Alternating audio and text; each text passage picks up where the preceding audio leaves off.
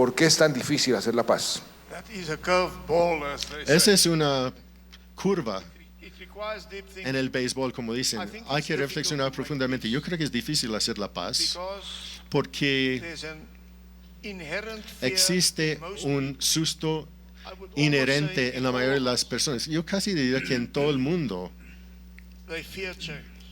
temen al cambio, se sienten más contentos en la situación donde están en la actualidad, donde conocen todas las circunstancias, aunque hay algunas adversidades, están acostumbrados a esas adversidades. Ellos temen al desconocido y, por lo tanto, el reto para los líderes, cuando se necesita el cambio, el reto para los líderes es convencerle a una mayoría del pueblo de que tienen que sobrellevar su resistencia nacional contra el cambio y que ellos tienen que abrazar al desafío y creer que las cosas se pueden mejorar, pero solamente si se toman las iniciativas.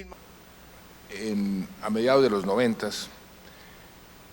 estuve reunido con Mandela y veía en la televisión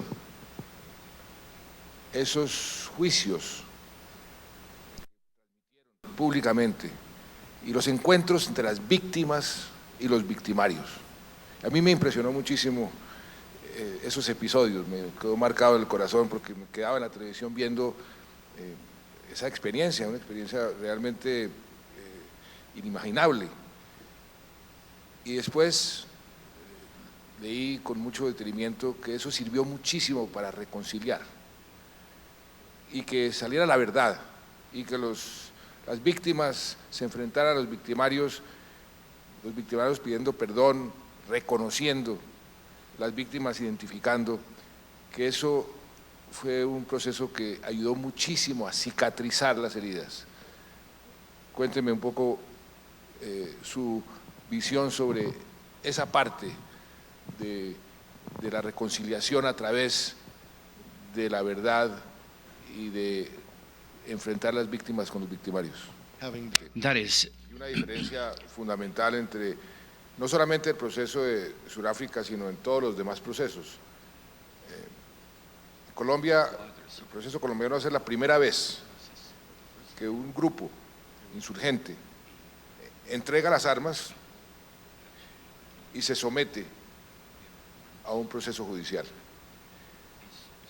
Y desde el comienzo nosotros nos propusimos ese objetivo. Una de las líneas rojas que pusimos y que se ha cumplido es que iba a ser un proceso de paz sin impunidad.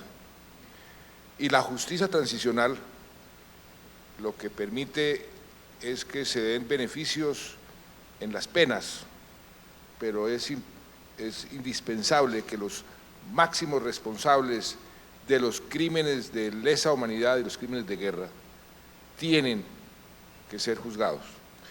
Y lo que aquí se hizo, y es la primera vez que se hace en la historia del mundo, que las dos partes se ponen de acuerdo, porque generalmente es un tercero, Naciones Unidas, que impone un sistema de justicia. En este caso, las dos partes se pusieron de acuerdo para crear un tribunal y un sistema en donde los máximos responsables serán investigados, serán juzgados, serán condenados y serán sancionados.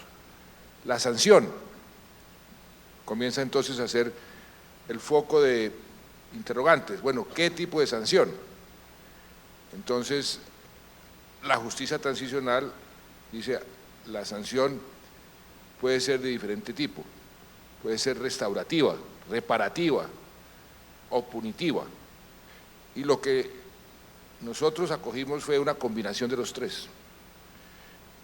Tendrá quedó expreso una restricción efectiva de la libertad, no es que van a tener que estar en un sitio controlado, no pueden irse a dormir a Cartagena, no pueden irse fuera de ese sitio sin un permiso y durante toda la pena tienen que estar en ese sitio restrictivo de la libertad, más tienen que, como hacen mucho en Estados Unidos, las obras sociales reparativas y restaurativas. Entonces, ese fue el esquema que nosotros diseñamos, que supera, yo diría que con creces, y así lo han venido diciendo varios expertos internacionales, porque esto es nuevo, supera los estándares internacionales, los estándares, por ejemplo, de la Corte Penal Internacional, los estándares de la Corte Interamericana de Derechos Humanos, que son, en cierta forma, las dos cortes que a Colombia más le interesan desde el punto de vista internacional. Can I just make one comment? Por favor. A lesson we've learned. La Now, lección que 22 years aprendimos after the new dispensation después de started, 22 años de haber implementado el proceso implementation of es que it la implementación de los acuerdos important es tan as the importante agreement itself. como el propio And while acuerdo. we are, Y and I'm still very proud of our agreement, estamos muy where we orgullosos de failed to nuestro implement them acuerdo. properly, Cuando problems fallamos are now en arising, implementarlo, giving rise to surgen big los tensions. problemas y En generan eso grandes tensiones. también hemos querido ser cuidadosos. Por ejemplo, una lección que hemos aprendido de otros procesos, todos prácticamente, es que hay que acortar los tiempos entre el momento en que uno firma los acuerdos y el momento en que comienzan a implementarse. Por eso, por ejemplo, estamos en este momento discutiendo unas leyes y unas reformas constitucionales que nos permitan acortar los tiempos para aprobar las reformas constitucionales y las leyes que permitan la implementación de los acuerdos. Porque si uno deja demasiado tiempo, es un tiempo donde hay mucha desconfianza y si la gente no comienza a ver que se están cumpliendo, comienzan los problemas. Ese ha sido una constante en todos los acuerdos y por eso hemos querido acortar al máximo los tiempos. Esa es una gran lección.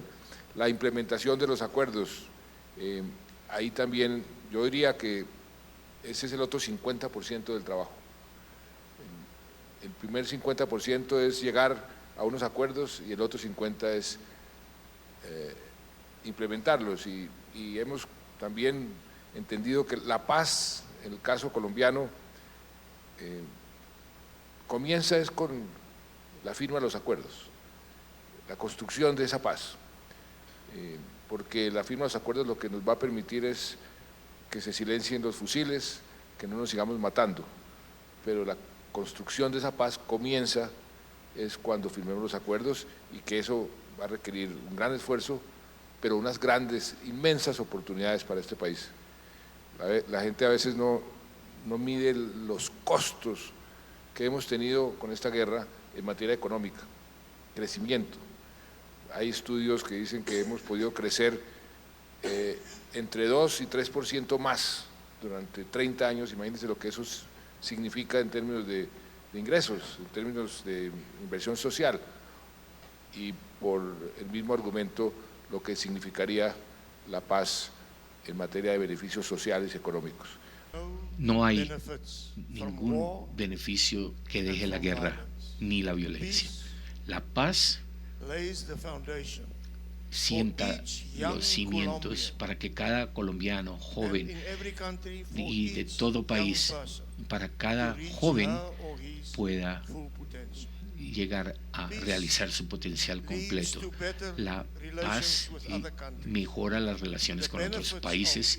Los beneficios de la paz son indiscutibles y los aspectos negativos de la guerra y del conflicto son también indiscutibles. Les deseo lo mejor y en consolidar los acuerdos que están adelantando y en encontrar esa paz que han buscado por tanto tiempo, y le deseo lo mejor en la implementación en los años que vienen en el postconflicto para hacer que esa paz adquiera raíces muy profundas que nunca sean destructibles.